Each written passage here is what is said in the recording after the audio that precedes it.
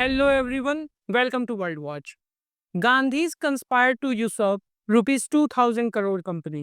बिल्कुल सही पढ़ रहे हैं आप। हमारे सामने टाइम्स ऑफ इंडिया का आर्टिकल है एंड ये बता रहा है कि इन्फोर्समेंट डायरेक्टोरेट ने राहुल एंड सोनिया गांधी के ऊपर ये आरोप लगाया है कि इन लोगों ने सिर्फ 50 लाख रुपए देके एसोसिएट जर्नल लिमिटेड एजेएल के 2000 करोड़ रुपीस के एसेट्स को टेक ओवर किया। ये जो पूरा मामला है ये नेशनल हेराल्ड केस से जुड़ा हुआ है एंड रिसेंटली इसकी सुनवाई हो रही थी। ईडी की तरफ से additional solicitor general SB Raju court में प्रेजेंट हुए एंड कोर्ट में इन्होंने बताया कि यंग इंडिया कंपनी जिसके करंट में 76% स्टेक्स राहुल एंड सोनिया गांधी के नाम पे रजिस्टर्ड हैं, इन लोगों ने 50 लाख रुपए का चेक कांग्रेस पार्टी को दिया एंड जैसे ही ये चेक कांग्रेस पार्टी को दिया गया, इसके बाद एजेएल की ओनरशिप यंग इंडिया को ट्रांसफर कर दी गई एंड इसके साथ कांग्रेस का जो 90 करोड़ रुपए का लोन था जो कांग्रेस ने एजेएल को 1990 में दिया था, इस लोन को भी कांग्रेस ने राइट ऑफ कर दिया। ईडी का ये क्लेम है कि यहाँ पे Congress, young India and AJL ने टैक्स इवेजन किया है एंड उन लोगों को भी यहाँ पे ठगा गया है जिन लोगों ने एजेएल में शेयर्स खरीदे थे। सिंस कांग्रेस ने जो 90 करोड़ रुपए का लोन एजेएल को दिया था, ये भी डोनेशंस के थ्रू कांग्रेस के पास आया था एंड इसके अलावा एजेएल में 5000 शेयर होल्डर्स भी थे। इन सभी लोगों को बिना इन्फॉर्म किए ये ओनरशिप यंग इंडिया को ट्रांसफर कर दी गई एंड इस पूरे मामले में राहुल गांधी और सोनिया गांधी के ऊपर 175 करोड़ रुपीस के टैक्स इवेजन का भी आरोप है। इसके अलावा ईडी का ये भी क्लेम है कि एजेएल की 2000 करोड़ रुपीस की प्रॉपर्टी जिसे एक्चुअल में एजेएल ने कभी परचेज नहीं किया था, गवर्नमेंट की तरफ से ये ज़मीनें एजेएल को लीज पे दी गई थी ताकि ये अपने ऑफिसेज स्टोर्स खोल सकें। इसे भी गलत तरीके से यंग इंडिया को ट्रांसफ़र किया गया। कंपनी के वाइंड अप होने के बाद ये ज़मीनें गवर्नमेंट को वापस नहीं की गई सिंस ये सारी ज़मीनें लीज पे थीं एंड ना तो यहाँ पे लैंड यूज़ को ही चेंज किया गया। बट सवाल है कि ये जो पूरा नेशनल हेराल्ड का मामला है जिसमें राहुल गांधी एंड सोनिया गांधी के ऊपर 175 करोड़ रुपीस के टैक्स इवेजन का आरोप है, इसके अलावा यंग इंडिया कंपनी जिसमें इनके 76% स्टेक हैं, इस कंपनी के ऊपर डायरेक्टली ज़मीन को हड़पने का आरोप है। ये पूरा मामला है क्या एंड यहाँ पे एक्चुअल में किस तरीके से धोखाधड़ी की गई। 1937 में जब इंडिया की फ्रीडम मूवमेंट चल रही थी, उस टाइम पे पंडित जवाहरलाल नेहरू ने एसोसिएट जर्नल लिमिटेड नाम से एक कंपनी बनाई।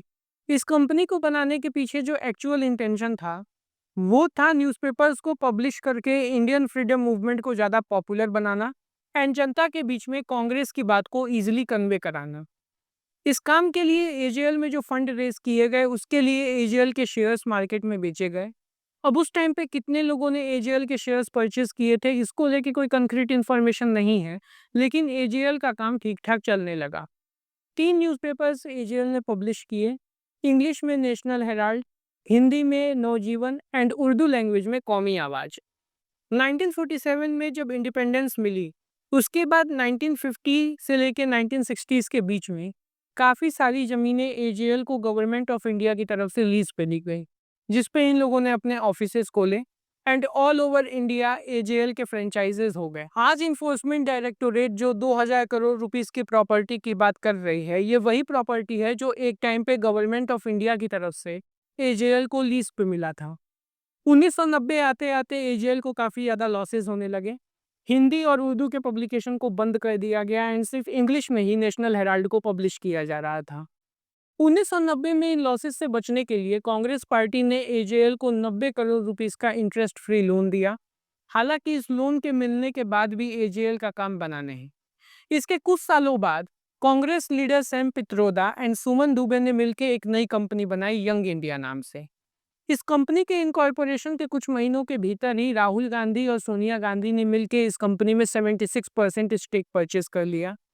अब कंपनी लॉ के हिसाब से अगर किसी के पास किसी कंपनी में 75% से ज़्यादा शेयर्स हैं तो ये नहीं मान लिया जाता है कि ये पूरी कंपनी ही उसकी है, लेकिन उस कंपनी में जो मेजर स्टेक है ये उन्हीं लोगों के पास होता है जिसके पास 75% शेयर्स हैं। सो इन शॉर्ट यंग इंडिया में जो मेजर स्टेक है ये राहुल गांधी एंड सोनिया गांधी के पास है। इन्फोर्समेंट डायरेक्टोरेट के हिसाब से जो असल में गड़बड़ी शुरू हुई है वो यंग इंडिया के इनकॉर्पोरेशन के बाद में शुरू हुई। यंग इंडिया ने कांग्रेस पार्टी को 50 लाख रुपए का एक चेक पकड़ाया एंड कांग्रेस ने उस लोन को राइट ऑफ कर दिया जो 1990 में 90 करोड़ का इंटरेस्ट फ्री लोन एजीएल को दिया गया था। इसके बाद कांग्रेस ही एजीएल को ओन करती थी, कांग्रेस ने एजीएल की ओनरशिप को भी यंग इंडिया को ट्रांसफर कर दिया एंड ईडी के हिसाब से यहीं पर tax evasion and share holders के साथ जिन्होंने एजीएल में शेयर्स परचेस किए थे धोखा।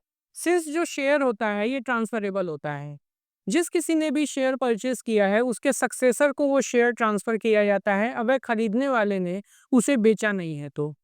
एजीएल वाले मामले में ये भी आरोप है कि बहुत सारे सक्सेसर शेयर होल्डर से पूछे बगैर एक्चुअल में जो शेयर्स उन्हें दिए जाने थे उन्हें बिना उनके कंसेंट के यंग इंडिया को ट्रांसफर किया गया। ये भी एक बड़ा आरोप है।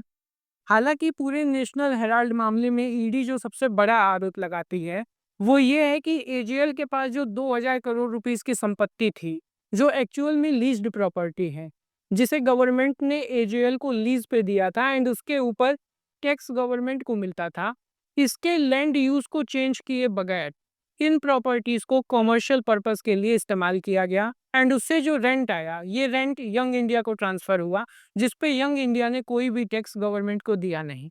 ईडी के हिसाब से ये जो टैक्स है ये 175 करोड़ रुपीस बैठता है। हालांकि इस पे भी अभी डिस्प्यूट है।